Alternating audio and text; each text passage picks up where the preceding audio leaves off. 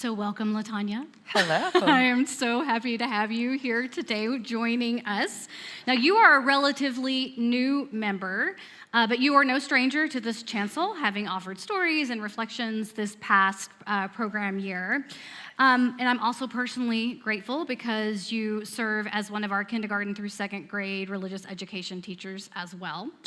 But you are stepping into another leadership role or you've already stepped into it. And do you want to say something about that?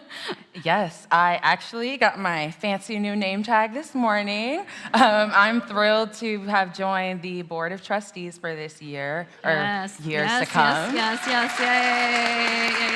Yes, and I found out about the nomination shortly before we had the Soul Summit, which, thanks to being called by some folks here, I already was planning to attend, but I know that I just experienced it so much more deeply because of what I knew was what was to come. And I'm just really grateful and looking forward to the opportunity to grow as a leader, but then also more into my Unitarian Universalism. Great, thank you. And Soul Summit was a leadership conference that we hosted here, and I had, I believe, 15 other congregations joined us back in March, and yes, it was great to have you there as well.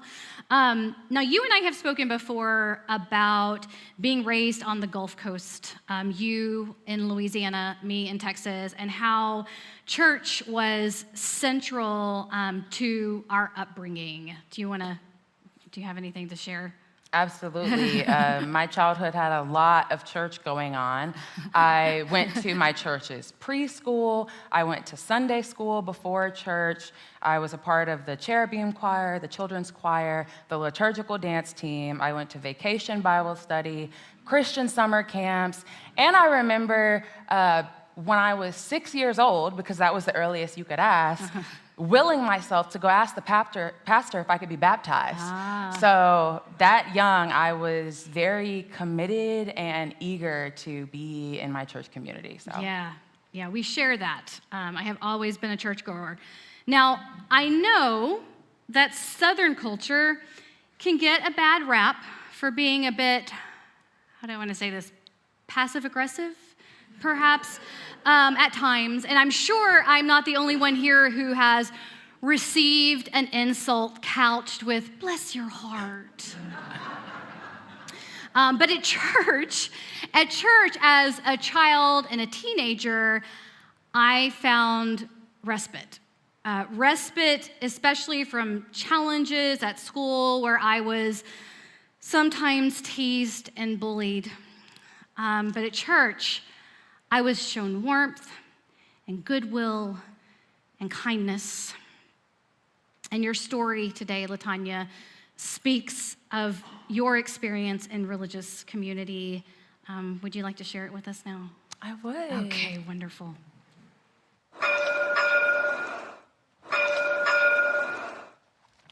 So this morning, I actually want to share with you a little story about my grandmother and kindness that I witnessed from her throughout my life.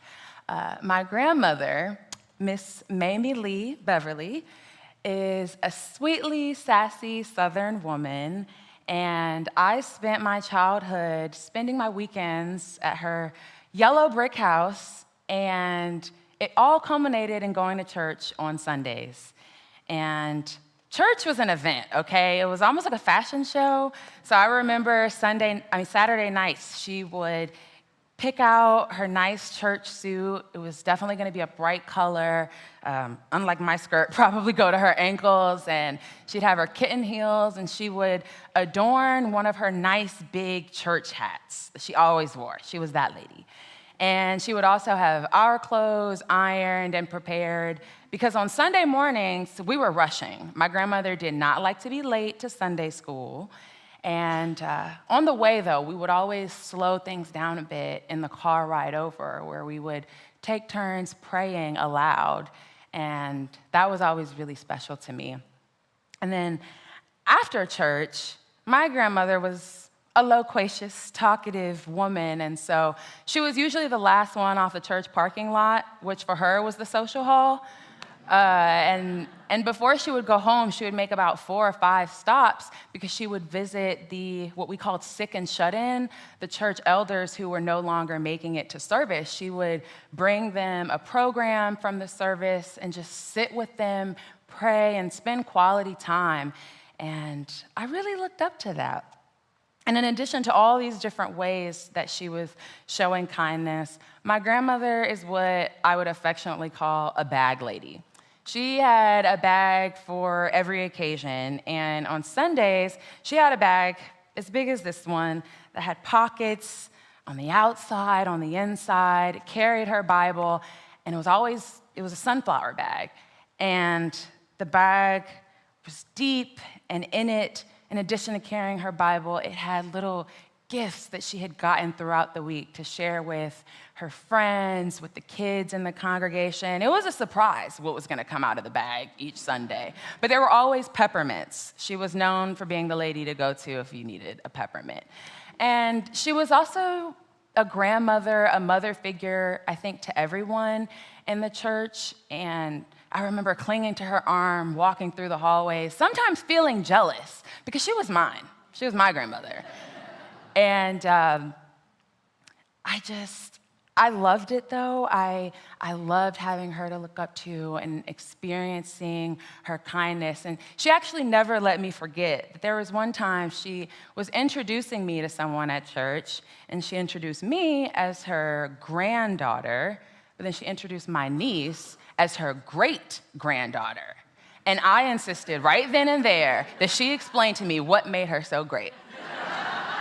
But even that young as a child, I witnessed that not only was she giving kindness, but I got to see it returned in the love and respect that people had for her, but also because people very often would bring her sunflower trinkets, which filled her home, filled our life, sunflowers everywhere. And slowly but surely, I realized that I've become that way. And I experienced so much kindness in religious community. And for me, kindness kind of sticks in your brain throughout the week. It's like a syrup, a sticky sweetness. And it's like if you have, syrup on your hands, you could pass it off to things. And for me, kindness is like that. And I remember even experiencing kindness back to day one here at UUCA. And my wife was working in the childcare, as she is now. And so I had to do this all by myself. And I remember after going to religious education, fixing myself another mug of coffee in the social hall and chatting it up, because like my grandmother, I also am very good at talking. And then I noticed that people were just trickling away into the service. And I also noticed the big countdown letting me know that the clock was quite literally ticking for me to find a seat. So I gathered my things and I scurried across the parking lot to try to come in the sanctuary. And then I noticed that there were greeters, but I also noticed this big sign to let me know that I shouldn't bring the open coffee mug into the sanctuary. And then the panic set in because I didn't know whether I should greet the greeters like a normal person, or if I should take the mug and let them know that I didn't know what to do with it. And I was frantic because I wanted to go in and find my seat. Or maybe I should just go back across the parking lot and figure out what to do with the mug myself. And then the woman in front of me, she just cups her hands out and she says, "I can take the mug for you." And then all my anxiety went away, and I was able to just go in and find my seat. And as I sat, I immediately regretted not greeting the greeters or thanking the person, more like a normal person. And then the lights went down, service started, and we began to sing songs unfamiliar to me. And then I noticed that the woman who had taken my cup strolled up here and began to greet everyone. It was the senior minister. It was Reverend Taryn. The person who was now the queen in my eyes had taken a cup from me, a mere peasant. And it really set the bar high for the culture of service and kindness that we have here in this congregation. And I immediately felt like, wow, I want to be more like that. And I'm glad to carry on the legacy of my grandmother and being a little bag lady on my own and sharing the sticky, sweet kindness that I hope stays with you too.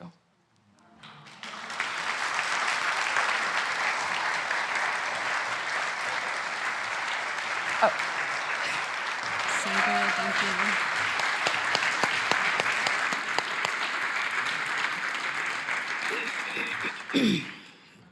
Thank you.